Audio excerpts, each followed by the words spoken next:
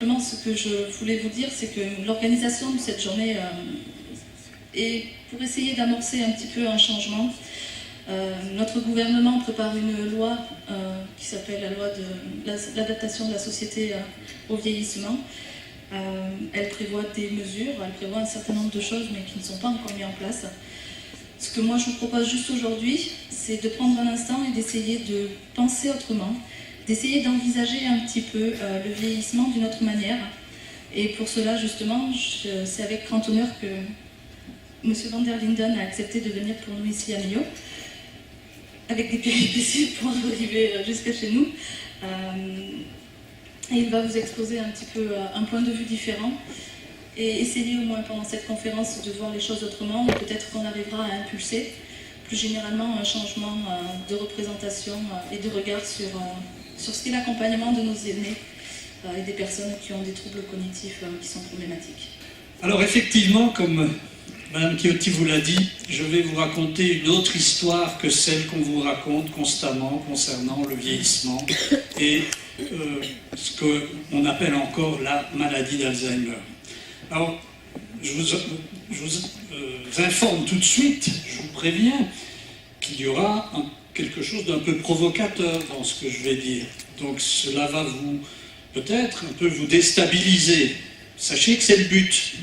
Que je souhaite qu'après cette conférence, vous vous posiez un certain nombre de questions en vous disant, est-ce que vraiment la manière avec laquelle on aborde actuellement ces problèmes du vieillissement problématique, du vieillissement cérébral problématique, est-ce que c'est vraiment la bonne manière? Alors je vais essayer de vous dire pourquoi je pense que ce n'est pas la bonne façon de s'y prendre, et je vais vous proposer une alternative. Alors je vais quand même parfois être un petit peu technique, mais j'essaierai d'éviter le jargon des psychologues pour essayer de bien faire passer l'idée que nous avons besoin d'un changement dans la façon de concevoir le vieillissement et la maladie d'Alzheimer. Et quand je parle de maladie d'Alzheimer, c'est l'ensemble des, entre guillemets, maladies qu'on appelle neurodégénératives. J'ai gardé le terme maladie d'Alzheimer parce que c'est celle qui est la plus connue en quelque sorte.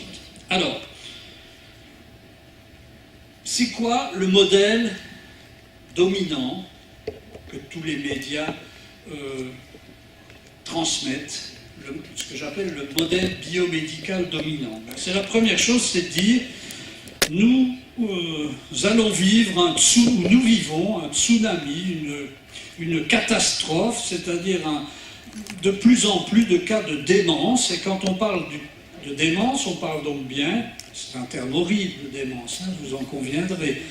Ça veut dire des personnes âgées qui, à un moment donné, vont présenter des difficultés de mémoire, d'attention, de raisonnement, et difficultés qui vont avoir un impact sur leur vie quotidienne. C'est ça qu'on appelle démence, quelque chose de progressif.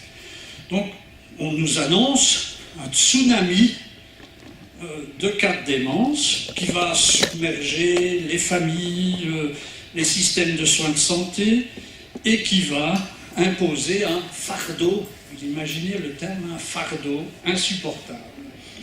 Et pour réagir, pour s'opposer à ce tsunami, à cette crise de la démence, la position médicale dominante, c'est de dire « donnez-nous plus d'argent, nous allons chercher la cause neurobiologique dans le cerveau, et un jour, mon prince viendra avec le médicament qui, guérira la maladie d'Alzheimer ou la démence. » Eh bien, je vais vous montrer en quoi cette manière de voir les choses me paraît faire fausse route. Alors, c'est quoi l'approche médicale dominante? C'est-à-dire l'approche qui est, je répète, transmise par les médias constamment. Et on va prendre l'exemple de la maladie d'Alzheimer. La maladie d'Alzheimer, dans l'approche biomédicale dominante, c'est de dire c'est une maladie.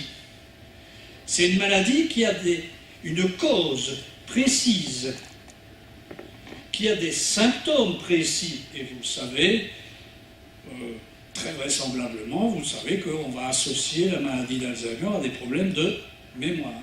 D'accord? Donc voilà, il y a des symptômes spécifiques Il y a une cause cérébrale spécifique. Et c'est une maladie qui se distingue d'autres maladies, la démence frontotemporale, la démence à corps de Lewy, etc. Voilà, premier élément. Deuxième élément, la maladie d'Alzheimer, c'est différent du vieillissement normal. Il y a ceux qui ont la maladie et ceux qui ne l'ont pas. Ça, c'est ce que dit l'approche dominante. Troisième point, donnez-nous plus d'argent. Donnons plus d'argent à des structures d'études du cerveau et un jour on trouvera le traitement médical, le vaccin, ou que sais-je encore, qu'il faudra appliquer le plus précocement possible et nous guérirons cette maladie. Et ce qui est donné comme image des personnes qui ont ce diagnostic, c'est quoi? Eh bien, les sociologues ont bien montré que l'image la plus fréquemment transmise, c'est l'image des zombies. Ce sont des personnes qui ont une enveloppe charnelle sans identité. D'accord? Eh bien, c'est cette conception-là que je conteste. Et je vais essayer de vous le démontrer, parce qu'il ne suffit pas d'être provocateur et de donner une conception, ou de proposer une conception différente, il faut l'argumenter. Il faut que vous sachiez, déjà, donc moi, avant d'être professeur d'université, à l'université de Liège, en Belgique, puisque je suis belge, et puis à Genève, j'ai été psychologue clinicien très longtemps, à partir des années 70, 70, à cette époque-là, on parlait très peu de maladie d'Alzheimer. Il faut que vous le sachiez.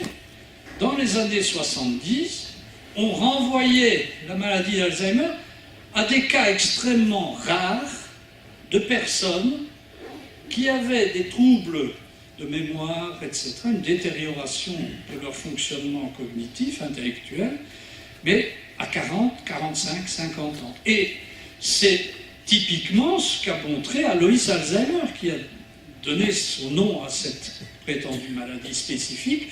C'était vraiment des cas extrêmement rares. D'accord? Donc il faut que vous sachiez que dans les années 70, on ne parlait pas de maladie d'Alzheimer. Comment se fait-il qu'à partir des années 70, 1980, jusqu'à maintenant, on ait alzheimérisé les personnes âgées? Et je suis persuadé que vous, plusieurs d'entre vous, ont l'énoncé du type « c'est mon Alzheimer », quand elles ont perdu leur clé, quand elles ont perdu ou oublié de dire quelque chose. Donc on a alzheimérisé le vieillissement. Comment ça se fait, ça? Donc je voudrais que vous voyez bien qu'il y a derrière le terme de maladie d'Alzheimer quelque chose qui est de la construction sociale. Qu'est-ce qui a fait ça? Alors il y a plusieurs raisons. Donc ça a amené un certain nombre de personnes à dire que la maladie d'Alzheimer, telle qu'elle est définie par le modèle médical dominant, c'est un mythe. Ça ne veut pas dire qu'on nie qu'il existe des problèmes cognitifs chez certaines personnes âgées et des problèmes très graves, mais la réduire à une maladie spécifique, c'est une construction sociale, c'est un mythe. C'est un terme très provocateur d'un livre que mon épouse et moi avons traduit, Le mythe de la maladie d'Alzheimer, qui a été écrit par Peter Whitehouse et Danny George. Peter Whitehouse, c'est un neurologue, un gériatre, qui, dans les années 1980, était considéré comme un des spécialistes de la, maintenant vous mettez des guillemets à maladie d'Alzheimer, un spécialiste de la maladie d'Alzheimer, et qui, à un moment, a eu le courage de dire « on va dans le mur, ce n'est pas comme ça qu'on doit aborder les choses ». D'où ce titre très provocateur qui a évidemment suscité beaucoup de débats. Pourquoi ce mythe? Pourquoi est-ce qu'à partir des années 1970, 70, je vais... Non, mais 70, c'est très bien, on le comprend très bien. D'accord, 1970, j'assume ma belgitude. Pourquoi à partir des années 1970-1980, on a en quelque sorte vu une alzheimérisation du vieillissement? Alors, il y a plusieurs raisons. dans les années 1970-1970, c'est clairement le début de la société de consommation, de la société qu'on appelle néolibérale, individualiste, centrée sur l'efficacité. Il faut être efficace, il faut centrer sur l'argent, sur l'individualisme. Et dans le contexte d'une société de ce type-là, le vieillissement, ça est devenu une maladie. Vieillir, c'est une maladie. D'ailleurs, il existe une discipline médicale qu'on appelle la médecine anti-vieillissement, anti-aging medicine. Tout un programme. D'accord? Donc, vous voyez bien comment tout ça s'inscrit dans un contexte social et culturel. C'est évidemment lié au mythe de la jeunesse éternelle. Or, nous sommes des êtres mortels. Le cerveau vieillit, je reviendrai là-dessus. Vieillir, ça fait partie de l'aventure humaine, ce qu'on voudrait nier, puisque, étant belge mais vivant en Suisse, il y a toute une série d'instituts anti-vieillissement où on vous injecte des cellules de je ne sais trop quoi. Donc c'est une arnaque totale, mais on est bien dans cette idée du mythe de l'immortalité, de la jeunesse éternelle. Donc une société basée sur l'individualisme, l'efficacité, la compétition, et où il n'y a pas de place à la finitude, à la fragilité, à la vulnérabilité, à l'engagement social. Donc on a progressivement médicalisé le vieillissement. Donc ça, c'est un premier élément qui explique pourquoi on va rendre compte des aspects problématiques du vieillissement cérébral par des maladies spécifiques. Le deuxième aspect, alors ça c'est tout à fait intéressant, il faut faire de l'histoire de la médecine parfois pour bien comprendre. Dans les années 1970, aux États-Unis, il y a un institut, qui existe toujours d'ailleurs, qui est très important, qui est l'Institut national sur le vieillissement, et qui est dirigé par un gériatre, un gérontologue qui s'appelle Robert Butler. Et en 1970, Robert Butler fait le constat, comme tout le monde, que l'espérance de vie augmente considérablement. Elle est maintenant de plus de 80 ans, même si elle stagne un peu, je reviendrai là-dessus. Et qu'avec l'espérance de vie qui augmente, il y a de plus en plus de problèmes fonctionnels, de difficultés. Et Robert Butler dit, il faut qu'on fasse de la recherche, mais nous n'aurons pas d'argent si nous disons que nous allons travailler sur le vieillissement. Il faut que nous pratiquions la politique sanitaire de l'angoisse, il faut que tout le monde sache que nous devons éradiquer une innommable maladie, la maladie d'Alzheimer. Et ça a été absolument vérifié, notamment par un des co-auteurs du mythe de la maladie d'Alzheimer, qui est Danny George, qui est un anthropologue médical. Et bien sûr, à qui profite tout cela? Eh bien entendu, le vieillissement, c'est une manne considérable pour les firmes pharmaceutiques, d'autant plus si au-delà du concept de maladie d'Alzheimer, on identifie ce qu'on appelle maintenant les troubles cognitifs légers, c'est-à-dire un état soi-disant pré-Alzheimer. Et je vous assure que maintenant, même dans certaines consultations de mémoire, on essaie d'identifier une maladie d'Alzheimer sans symptômes. Donc il y aurait la maladie d'Alzheimer, puis le trouble cognitif léger, et on aurait la maladie d'Alzheimer sans symptômes. Donc vous imaginez, c'est évidemment une source de personnes inépuisables pour consommer des médicaments entre guillemets anti-Alzheimer, dont on verra que l'efficacité est très limitée. Donc ça, c'est le contexte. Alors, premier élément, je vais essayer de démonter en quoi cette maladie d'Alzheimer n'est pas une maladie spécifique au sens où on l'entend de façon générale. Premièrement, il apparaît bien que, et vous voyez, vous mettez des guillemets à maladie d'Alzheimer, elle n'a pas de symptômes spécifiques. Les psychologues parmi vous, s'il y en a, s'ils ont encore l'idée qu'on va diagnostiquer la maladie d'Alzheimer par des troubles de la mémoire, se trompent considérablement parce que maintenant il a été avéré que cet état peut s'exprimer de 1001 façons, parfois même sans problème de mémoire. Donc premier point, ça c'est un peu étrange, pour une maladie spécifique, il n'y a pas de symptômes spécifiques, ça peut s'exprimer de 1001 façons. Vous me direz, oui, bon d'accord, il n'y a pas de symptômes spécifiques, mais dans le cerveau, il y a quand même des anomalies précises. Ah, c'est loin d'être aussi clair. Ce que dit la position médicale dominante, c'est, voilà, il faut des plaques séniles, alors je ne vais pas entrer dans le détail, donc c'est des amas de protéines anormales, qu'on appelle les protéines, la substance amyloïde, et extracellulaires entre les cellules, et puis des amas de protéines tau, des dégénérescences neurofibrillaires intracellulaires. Ça, c'est ce que dit la position médicale dominante. Ce seraient ces plaques séniles et ces dégénérescences neurofibrillaires qui conduiraient à la dégénérescence du cerveau. C'est clair? Et donc, ce que cherchent désespérément ces chercheurs, c'est de trouver un moyen de faire disparaître ces plaques séniles et ces dégénérescences neurofibrillaires, avec l'idée que ça entraverait le processus de dégénérescence du cerveau. Donc c'est là, vous savez qu'on essaye d'avoir des vaccins anti-amyloïdes. C'est des vaccins qui conduiraient à faire disparaître ces plaques séniles.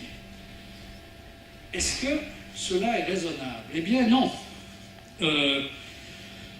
Il y a une discipline en médecine qu'on appelle l'épidémiologie neuropathologique. Alors qu'est-ce que ça veut dire ce jargon? Ça veut dire qu'il y a toute une série de personnes qui, lors de leur décès, donnent leur cerveau à la science, et ça permet aux neuropathologistes de couper le cerveau en tranches extrêmement fines et d'aller identifier, j'ai dit après leur décès, d'identifier les anomalies neuropathologiques. Et qu'est-ce que montrent les neuropathologues? C'est qu'une personne qui a reçu un diagnostic de démence ou de maladie d'Alzheimer, elle a, oui, des plaques séniles, oui, des dégénérescences neurofibrillaires, mais bien d'autres choses, et notamment des problèmes vasculaires, c'est-à-dire des petits emboles qui ont bouché, des micro-vaisseaux, etc. Et même des signes, la coexistence de signes qui appartiennent à un autre type de maladie. Donc, en gros, un cerveau d'une personne qui a reçu un diagnostic de démence, c'est plein de choses différentes. Et notamment des problèmes vasculaires. Voilà votre cerveau, mesdames, messieurs, duquel on a retiré toutes les cellules nerveuses, et toute la matière cérébrale. Et ça, c'est ce qui reste en termes de vaisseaux. Donc, c'est ce qui irrigue votre cerveau. Vous imaginez, on est là comme devant une pelote de laine qu'un chat aurait trituré, et vous imaginez bien combien des facteurs de risque, je reviendrai là-dessus, comme l'hypertension, le tabagisme, le diabète, l'obésité, etc., vont avoir un effet sur ces micro-réseaux. Et beaucoup de chercheurs considèrent que le facteur peut-être le plus important pour comprendre pourquoi des personnes à un moment donné vont développer des troubles cognitifs quand ils vieillissent, ce seraient des facteurs vasculaires. Mais ce que vous devez retenir, c'est qu'il n'y a pas un seul mécanisme. Et il n'y aura donc jamais, vous m'entendez, et ça c'est perturbant, mais on y reviendra, à mon sens, il n'y aura jamais de médicament miracle qui guérira la maladie d'Alzheimer, parce qu'il n'y a pas de cause précise. Il y a une multitude de facteurs.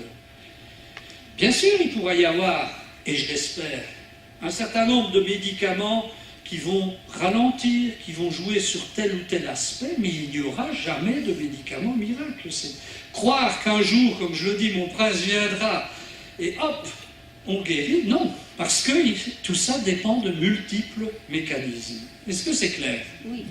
Bien. Est-ce qu'il y a une frontière entre le normal et le pathologique? Autrement dit, est-ce qu'il y a ceux qui ont la maladie et ceux qui ne l'ont pas? Eh bien là aussi, il y a toute une série d'éléments qui montrent que ce n'est pas vrai.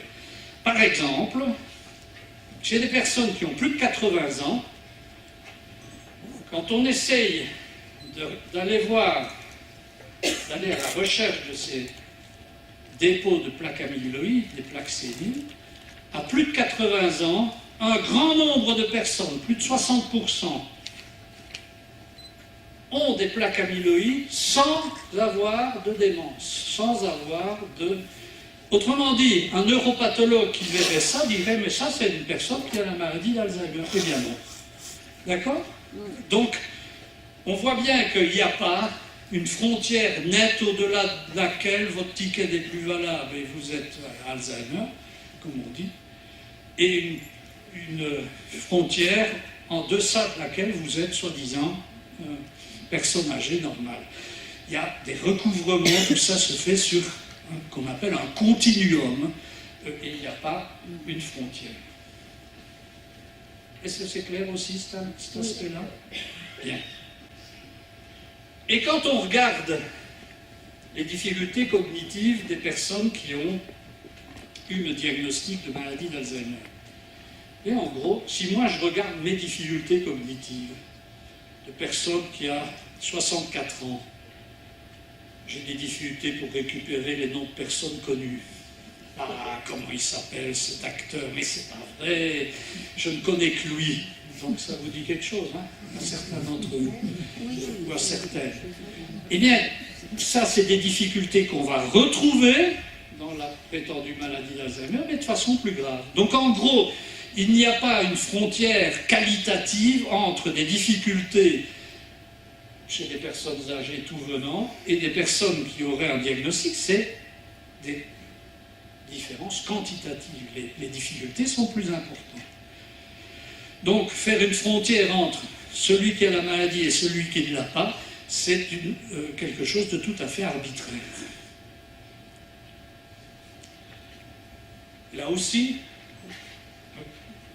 cela va peut-être perturber un certain nombre d'entre vous, mais je pense qu'à un moment donné, il faut mettre les cartes sur table.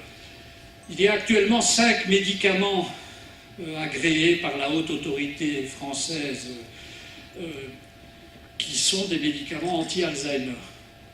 Tout le monde s'accorde actuellement. Il y a un accord assez général pour dire que ces médicaments ont une efficacité très petite. Et c'est un euphémisme. Et que par ailleurs, ils peuvent avoir des effets secondaires qui ne sont pas négligeables.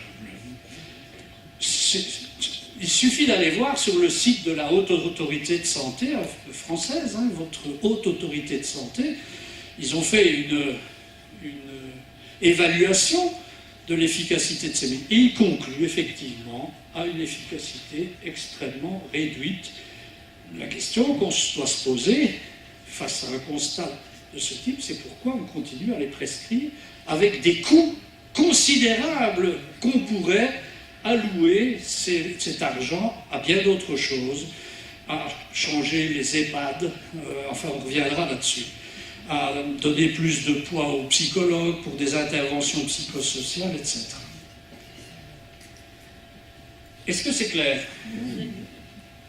On a un modèle biomédical dominant qui nous dit que la maladie d'Alzheimer ou d'autres maladies neurodégénératives ont une cause précise, des symptômes précis, et que si on trouve cette cause, on aura un traitement biomédical qui va guérir. Donc on est vraiment dans la conception maladie-guérison. Je suis en train de vous dire que bien des arguments montrent que cette conception fait fausse route. Il n'y a pas de symptômes spécifiques. J'ai oublié de parler de l'évolution. On a la représentation d'une évolution inéluctable vers la mort, vers la dégradation. C'est loin d'être le cas. 30 à 40% des personnes qui ont reçu un diagnostic de maladie d'Alzheimer vont rester stables pendant de longues années, parfois jusqu'à 7 ans. Bien sûr que certains vont se détériorer. Plus impressionnant encore, des études récentes ont montré qu'un certain nombre de personnes vont même s'améliorer. Tiens donc, et même au plan cérébral. Ce qui veut dire que la situation n'est pas celle qu'on veut dire nécessairement d'une dégradation inéluctable, que les choses sont plus dynamiques, que le cerveau a des capacités de plasticité. Nous reviendrons là-dessus.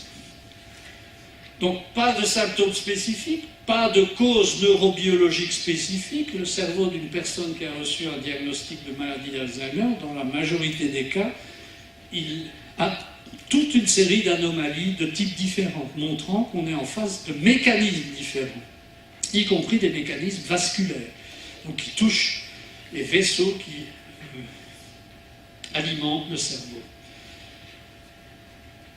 Frontière entre normale et pathologique, beaucoup plus complexe que cela,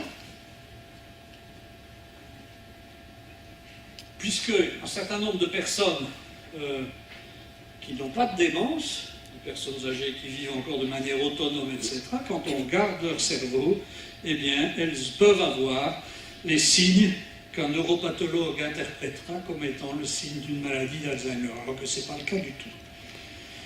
Et peu d'efficacité des médicaments. Un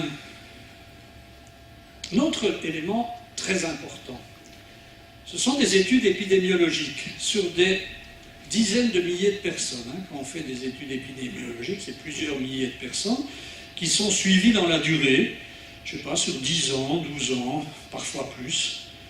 Et on va voir leur évolution au plan de leur fonctionnement, qu'on appelle cognitif, mémoire, attention, etc. Et on va essayer d'identifier des facteurs qui font que certains vont avoir des problèmes légers, d'autres des problèmes plus grands. C'est ça les études épidémiologiques. Ça va? C'est clair ça? Qu'est-ce qu'on montre? Que le vieillissement plus ou moins problématique dépend d'une multitude de facteurs qui interviennent tout au long de la vie, dès l'étape prénatale. Passons en revue. Je pourrais passer 2 heures à vous décrire l'ensemble de ces facteurs. L'activité physique, eh bien, on sait qu'une activité physique régulière, dès l'adolescence, eh bien, ça prédit moins de difficultés cognitives, moins de maladies d'Alzheimer, entre guillemets, 50 ans plus tard. C'est vrai aussi à la cinquantaine, ceux parmi vous qui sont dans cette période, eh bien, une activité physique régulière, c'est un prédicteur de moindre dysfonctionnement cognitif. Et c'est vrai chez les personnes âgées aussi. Plus les personnes âgées ont une activité physique régulière, moins elles développeront de maladies d'Alzheimer. C'est des prédicteurs sur des grandes populations. Ça ne veut pas dire que c'est pas parce que vous faites de l'activité physique que nécessairement vous n'aurez pas. C'est vraiment des prédicteurs. Le niveau scolaire, eh bien on sait que plus on a un niveau scolaire élevé, moins on a de malchance, de chance d'avoir une maladie d'Alzheimer. Est-ce que ça veut dire qu'en tant que professeur d'université, je suis prémuni de la maladie d'Alzheimer? Toujours avec des guillemets, mais bien sûr que non. Ce sont des facteurs de risque. Avoir des activités à défi, où on s'engage dans des choses, où on fait du bénévolat, etc. Ouais, c'est un facteur protecteur. Donc c'est pas à faire des mots croisés, c'est la variété, c'est les défis, c'est avoir des activités qui ont un sens, qui ont un but. C'est un prédicteur favorable d'un vieillissement moins problématique. Avoir des buts dans la vie. Juste une remarque, à bon entendeur, un des prédicteurs de maladie d'Alzheimer, c'est le nombre d'heures passées devant la télévision. C'est d'ailleurs pourquoi nous n'avons pas la télé chez nous. Le sentiment de solitude, eh bien voilà, un prédicteur de vieillissement problématique. Plus les personnes ont un sentiment de solitude, plus 10 ans, 15 ans plus tard, elles ont un risque de développer cette prétendue maladie d'Alzheimer, mais je préfère parler de vieillissement problématique. Ce n'est pas la solitude Non. en tant que telle, c'est le sentiment. On peut avoir un sentiment de solitude dans une foule. Vous en voulez d'autres? Oui. Une enfance défavorisée, c'est un facteur de risque. Et dans un blog dont je vous donnerai les coordonnées dans un instant, nous avons écrit notre dernière chronique qui montre qu'effectivement, avoir eu des problèmes périnataux, pré, post, eh bien c'est un prédicteur de maladie d'Alzheimer, de démence, 50, 60 ou 70 ans plus tard. Avoir eu des épisodes dépressifs antérieurs, c'est un facteur de risque. Avoir été soumis à des stress importants, ça a été montré, ce qu'on appelle les vétérans, les anciens combattants aux États-Unis, hein, qui ont été au Vietnam, en Irak, enfin, ils ont été beaucoup d'endroits. Eh bien, un certain nombre de ces personnes ont été soumises à des stress extrêmement importants, eh bien, on sait que ça va être un facteur de risque de démence. Une nutrition déséquilibrée, alors ça c'est une étude récente, j'ai pas eu le temps de la synthétiser, mais qui est vraiment une étude très importante. Ils ont suivi des personnes âgées de plus de 60 ans pendant une dizaine d'années. Et ils ont analysé leur régime alimentaire. Ils sont parvenus à caractériser deux types de régimes, ce qu'ils appellent le régime occidental, en quelque sorte, avec des viandes rouges, des produits laitiers gras, etc. D'accord ? Et puis un régime qu'on assimilerait davantage au régime méditerranéen, avec de l'huile, d'olive, etc. Eh bien, il montre que significativement, les personnes qui adhèrent à un régime davantage méditerranéen ont une dégradation cognitive significativement moindre. Vous en voulez d'autres? Les toxines environnementales, on parle du scandale Volkswagen, là, Volkswagen, et qui ont mis des logiciels pour camoufler leurs méfaits. Eh bien, par exemple, les produits de la combustion du diesel, eh bien, c'est un facteur de risque. Les études épidémiologiques montrent qu'être dans des lieux où on est soumis à un taux élevé de ces toxines environnementales, les benzodiazépines, ah ben ça doit aussi vous rester. C'est-à-dire les somnifères, les anxiolytiques, etc. C'est un facteur de risque avéré, d'accord? À bon entendeur aussi. Les troubles du sommeil, c'est un facteur de risque. Une mauvaise vision, une mauvaise audition non corrigée, c'est un facteur de risque. Le diabète mal traité, c'est un facteur de risque. Le tabagisme, c'est un facteur de risque. Les risques vasculaires, une hypertension mal contrôlée, c'est un facteur de risque. Avoir eu des traumatismes crâniens antérieurs, c'est un facteur de risque. Donc, quand vous faites du vélo, mettez un casque, par exemple. Alors vous allez vous dire, mais moi j'en retrouve plein de facteurs là. Ouh là là, mais c'est la cata totale. Je rappelle bien, il s'agit de facteurs de risque. C'est pas parce qu'on a ça qu'on aura nécessairement, c'est des probabilités. D'accord ? Puis un facteur de risque peut être compensé par un facteur protecteur. Mais qu'est-ce que ça veut dire ça ? Mais ça veut dire que ça pointe sur la prévention. C'est-à-dire qu'une manière d'aborder le vieillissement cérébral problématique, c'est pas d'aller à la recherche du médicament miracle, mais c'est de mettre en place des mesures de prévention à différents niveaux. Et on a l'habitude de mentionner dans notre pratique clinique l'ensemble de ces facteurs sur base d'un puzzle, en disant à la personne, mais vous avez des difficultés cognitives, ou votre conjoint a des difficultés, a des problèmes, Mais ils sont déterminés par toute une série de facteurs. Et quand on retrace l'histoire de vie d'une personne, eh bien, on se rend compte que, eh bien, on peut leur raconter un autre récit. Ce n'est pas une implacable maladie qui un jour... Non, tout ça, c'est multifactoriel, c'est déterminé, y compris d'ailleurs aussi par le patrimoine génétique.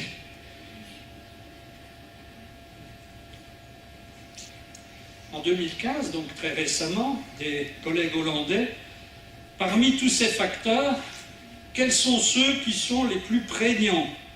Ça ne veut pas dire que les autres n'ont pas un rôle, mais là, vraiment, on a les plus d'arguments. C'est l'hypertension, donc contrôler votre hypertension. L'inactivité physique, ça ne veut pas dire faire... je pense qu'ici, vous faites plein de courses les plus compliquées qui soient. Non, une activité physique régulière. L'obésité durant la quarantaine et la cinquantaine, le diabète, le cholestérol, le tabagisme.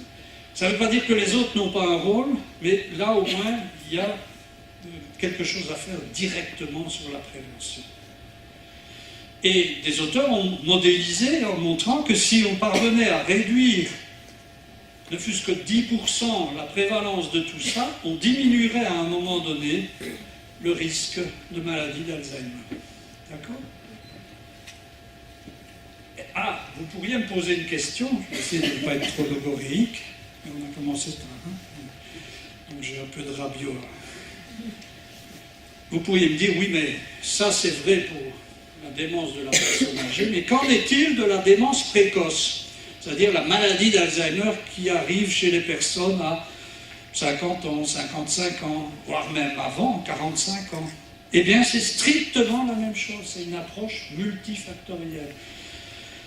Alors ça, c'est une étude qui a été menée en Suède, où au moment où, je ne sais pas d'ailleurs si c'est toujours le cas maintenant en Suède, mais au moment où les hommes faisaient leur service militaire. Donc ils ont été suivis à l'âge de 18 ans. Alors ils y ont mis le paquet, vous voyez, il y a presque 500 000 personnes qui ont été suivies pendant une grande période. Pendant une période de 37 ans. Donc ils ont été suivis régulièrement. Et pendant cette période, sur ces 500 000, il y en a 487 qui ont eu un diagnostic de démence à début précoce, avant l'âge moyen de 54 ans. D'accord? Donc, ça existe. Mais qu'est-ce qu'il montre? C'est que, de nouveau, c'est multidéterminé. Qu'est-ce qui explique tout ça?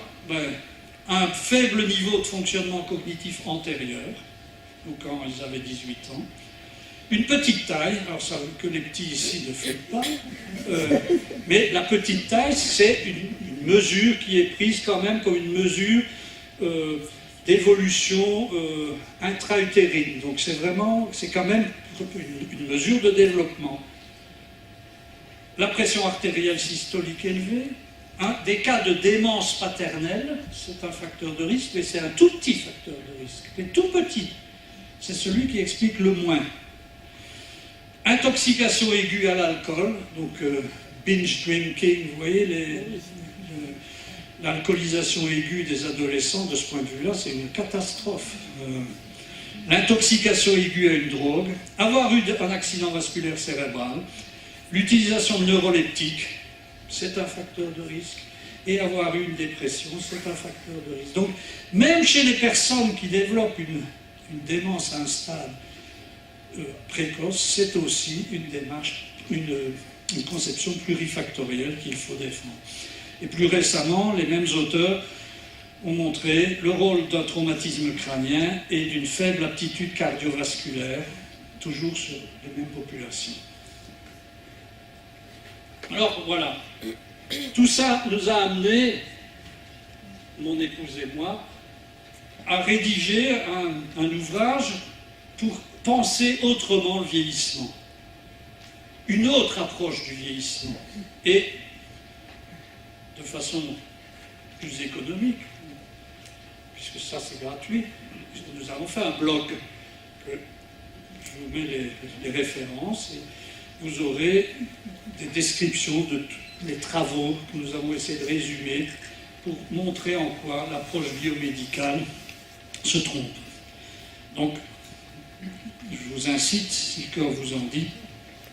Et nous avons récemment, c'est l'avant-dernière chronique, montré comment il y a des arguments pour l'intervention de facteurs à un stade prénatal dans le devenir ultérieur des personnes.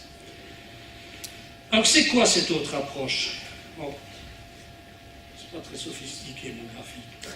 Mais ça veut dire quoi? Ça veut dire que le vieillir avec des difficultés cognitives, ça fait partie de l'aventure humaine. Le cerveau vieillit, d'accord? Mais il ne vieillit pas de la même manière chez tout le monde. Il y a une grande hétérogénéité, une grande variété, que j'ai essayé de reproduire ici, un peu maladroitement. Donc le cerveau vieillit chez tout un chacun. Et ce vieillissement s'accompagne de difficultés cognitives qui, dans le grand âge, vont affecter de façon importante de très nombreuses personnes.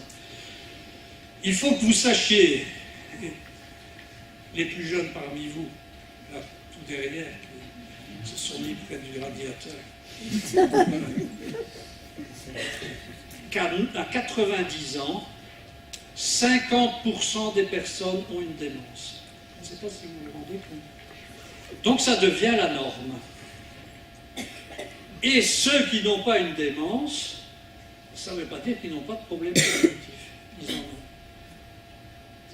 Vieillir et vieillir cérébralement, ça fait partie de l'aventure humaine. Sauf si vous croyez qu'un jour on guérira le vieillissement ou qu'on vous fera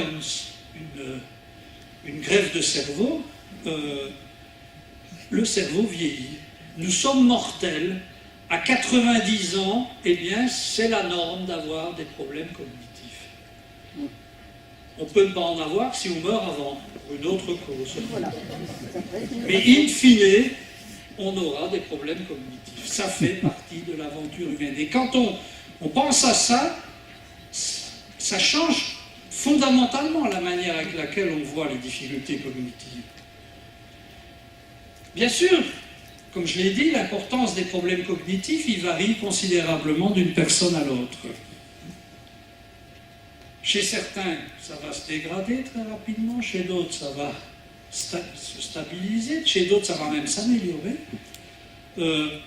Et ça, pour de multiples facteurs et mécanismes qui interviennent tout au long de la vie.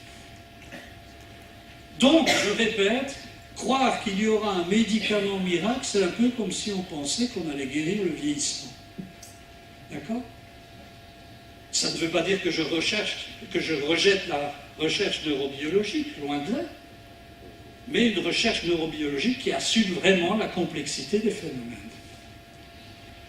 Donc le vieillissement débute dès la conception et on va voir en quoi les difficultés cognitives d'une personne, on a vu en quoi les difficultés cognitives d'une personne âgée vont dépendre de toute une série de mécanismes qui interviennent à toutes les étapes de la vie.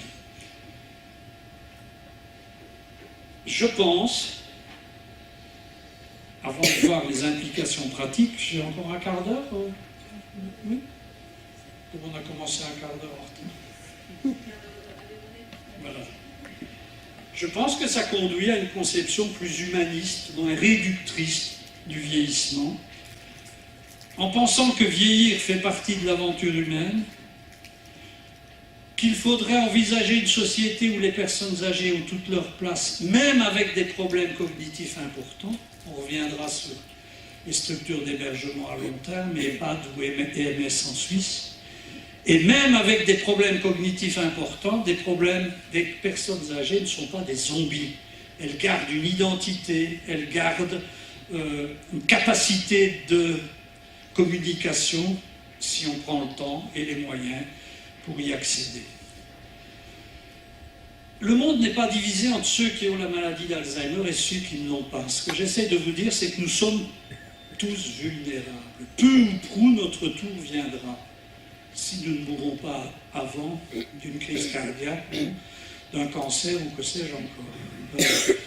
Il n'y a pas ceux qui ont la maladie et ceux qui ne l'ont pas. Mais quand on aborde les choses de ce point de vue-là, ça devrait, je pense, créer davantage d'unité entre les générations et ça devrait, comme on va le voir, conduire à la mise en place de lieux qui permettent à ces personnes qui ne sont pas des malades, qui sont des personnes âgées, d'avoir une plus grande qualité de vie.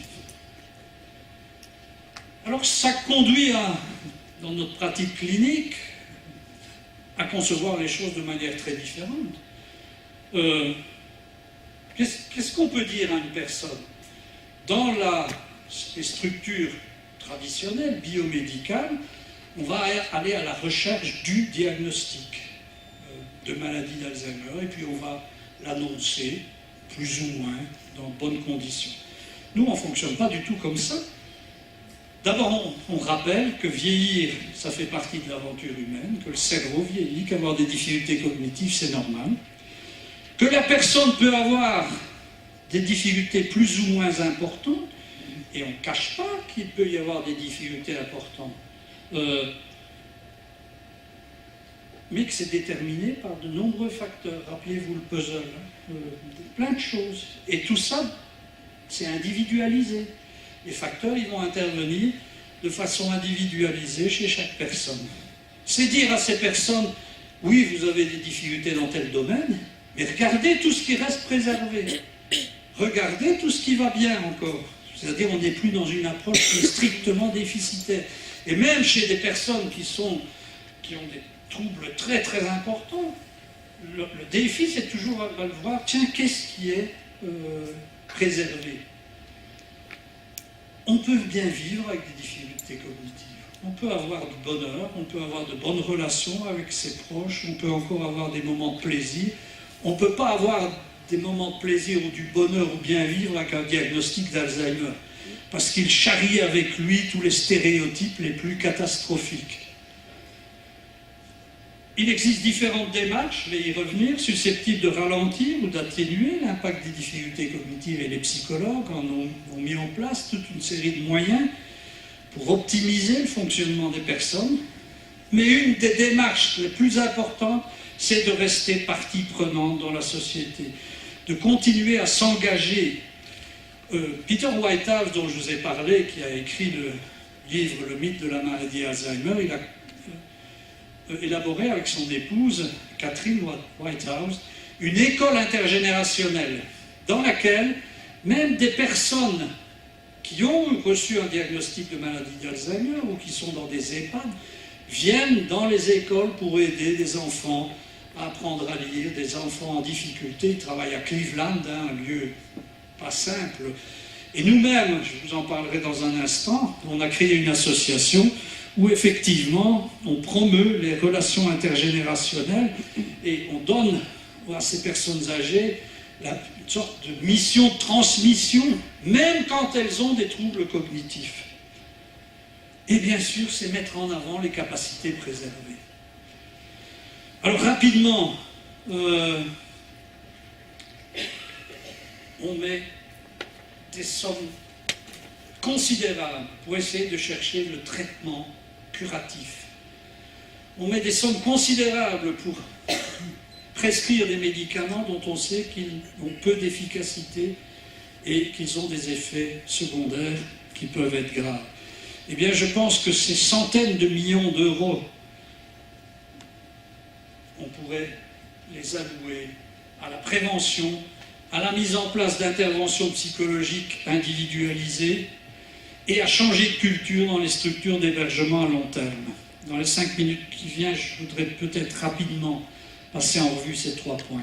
Mais la prévention, j'en ai déjà parlé, tout au long de la vie, c'est mettre en place des mesures de prévention qui vont jouer sur les facteurs de risque que j'ai identifiés, qui vont permettre de retarder ou de réduire les expressions problématiques du vieillissement. D'accord? Sur l'activité physique, les facteurs de risque vasculaire, le diabète, le stress, l'isolement social, etc. Mais il y a une chose que je ne supporte pas, c'est la notion du vieillissement réussi. Successful aging. Parce que quand on parle de vieillissement réussi, ça veut dire que ceux qui ont des troubles cognitifs, ils ont échoué leur vieillissement. D'accord? À la limite, ceux qui ont un handicap mental, ben, ils ont déjà échoué leur vieillissement dès le plus jeune âge. Je déteste cette notion de successful aging. c'est pas parce qu'on a des troubles cognitifs qu'on est des personnes de moindre valeur, mais néanmoins, c'est vrai qu'on peut, avec des mesures assez simples, on pourrait retarder, différer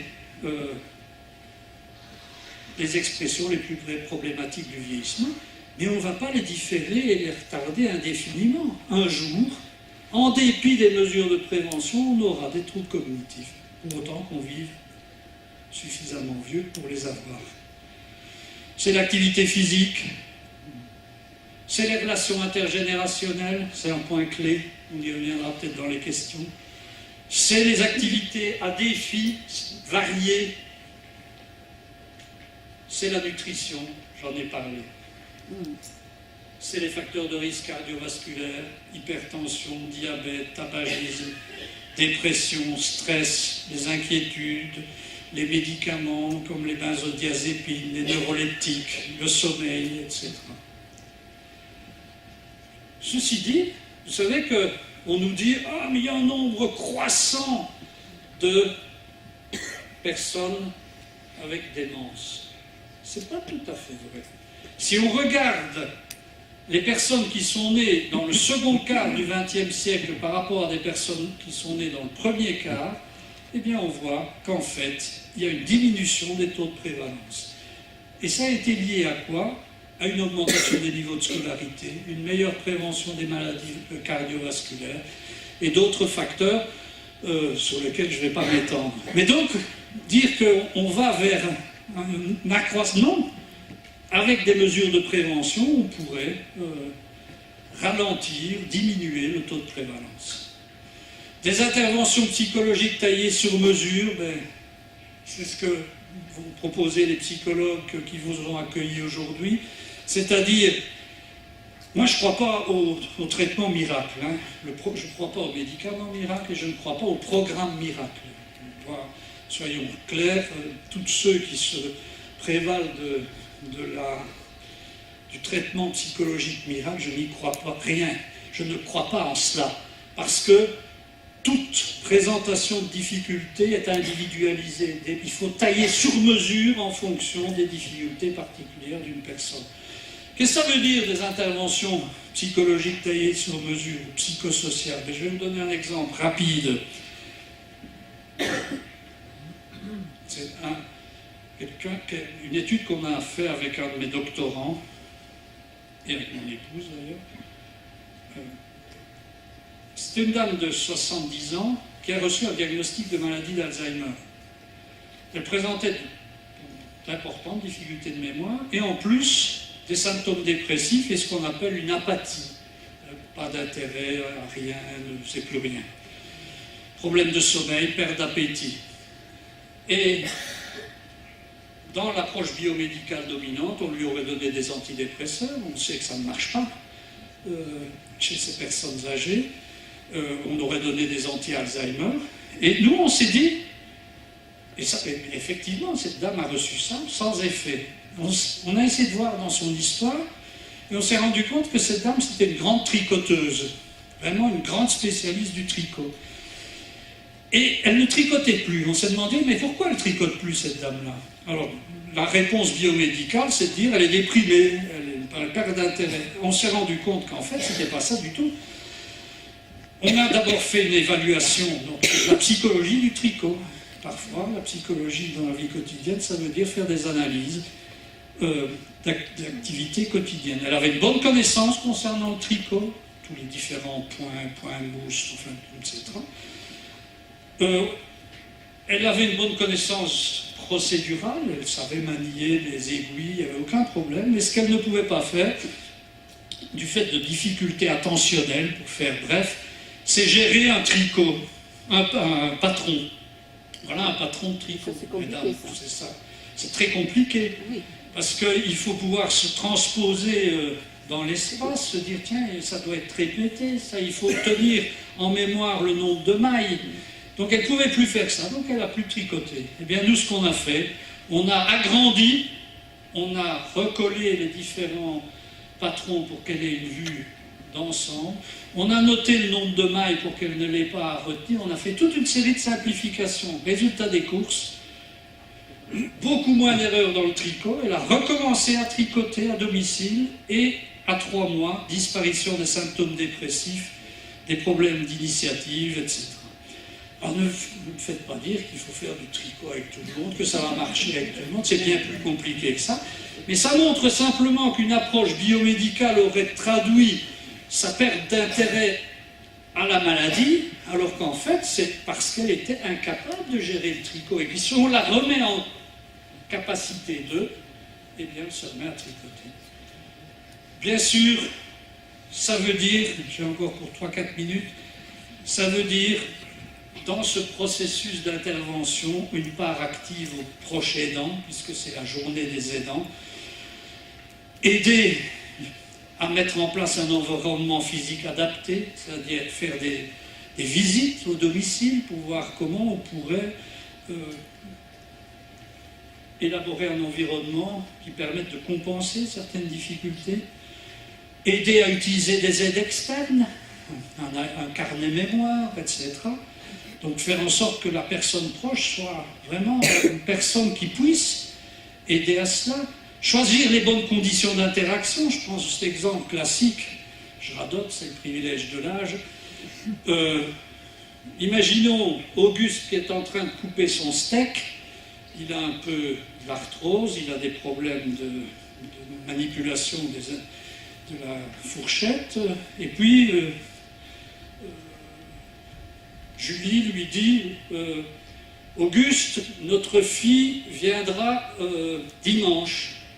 Toute l'attention d'Auguste est sur le steak, il essaye de couper, donc il n'a pas encodé l'information. 5 minutes après, Auguste dit tiens, quand est-ce que nos filles viennent? Je viens de te le dire, tu ne m'écoutes pas. Vous me direz, il n'y a pas que chez les personnes qui ont des troubles cognitifs que ça, mais pour d'autres raisons. Apprendre aux proches aidants à dire Auguste, tu t'arrêtes un moment, j'ai quelque chose à te dire. Le prendre par les poignets, lui dire notre fille viendra dimanche, tu m'as entendu, tu me dis quand il vient.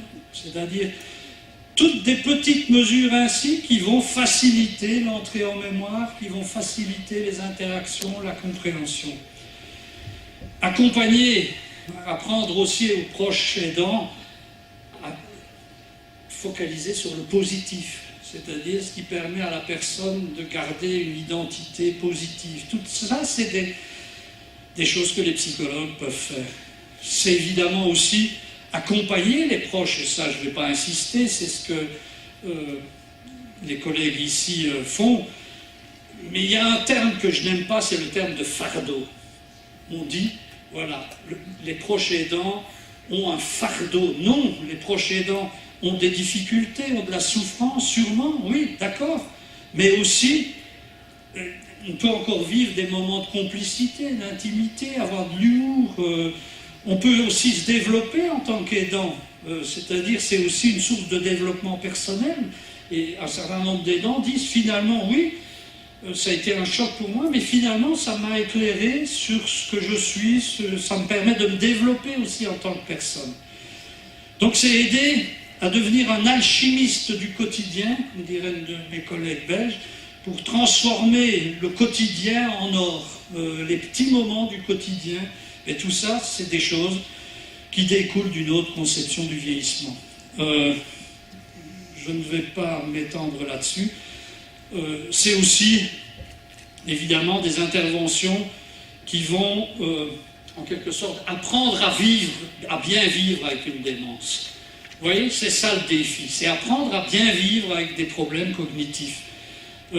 Ce qui conduit à favoriser l'engagement des personnes âgées dans les structures destinées à la population générale. Moi, je suis vraiment très opposé aux structures spécialisées. Les personnes, elles doivent aller dans les musées, elles doivent être intégrées dans la société. C'est ce qu'on essaye de faire dans l'association Viva, qu'on anime avec mon épouse, donc dans la ville de Lancy, dans laquelle on vit, où on essaye de mettre en place des mesures de prévention et d'insertion des personnes âgées au sein des structures artistiques, culturelles et autres locales.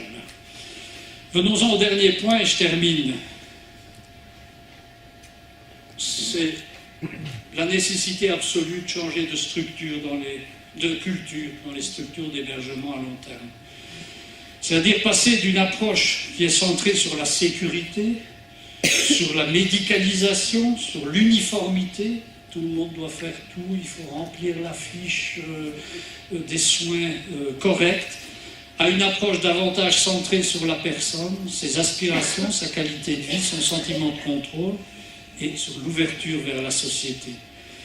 Il y a deux exemples qui montrent bien que la plupart des structures d'hébergement à long terme, pas toutes, il y a des exceptions, sont centrées sur le modèle biomédical. C'est la pathologisation du comportement. Donc tout comportement perturbateur est attribué à la maladie. Je prends un exemple qui a été décrit par un général, non, par un psychologue américain concernant un général qui se trouvait dans une structure d'hébergement à long terme. Un aide-soignant vient trouver le général et lui dit « Monsieur, vous devez prendre votre douche ». Parce qu'il doit mettre une croix dont a pris sa douche. Et le général, il dit non, je ne prends pas ma douche. L'aide-soignant, il est ennuyé.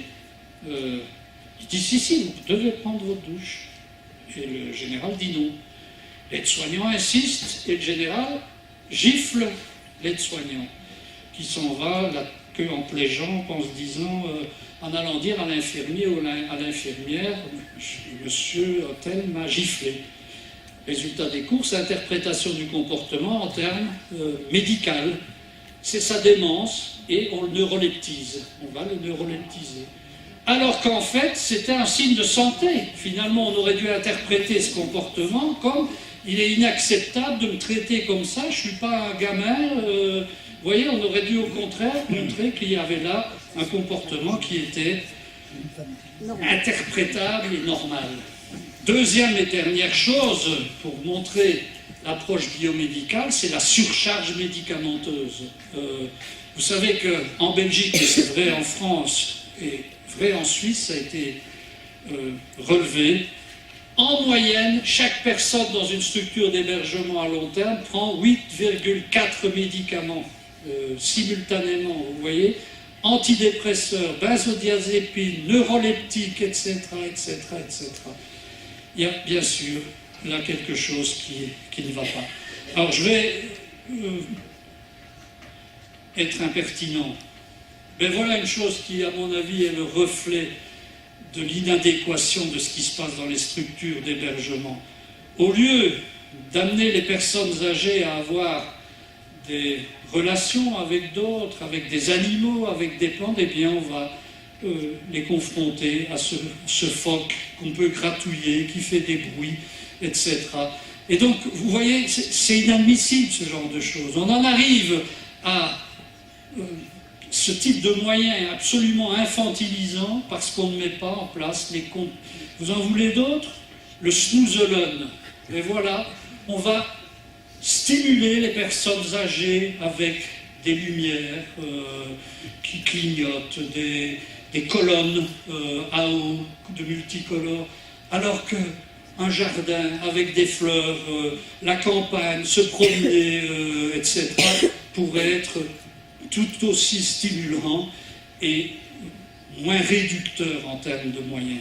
Donc ça veut dire qu'il y a vraiment à mettre en place une véritable communauté centrée sur la personne. Je n'ai pas le temps d'y revenir.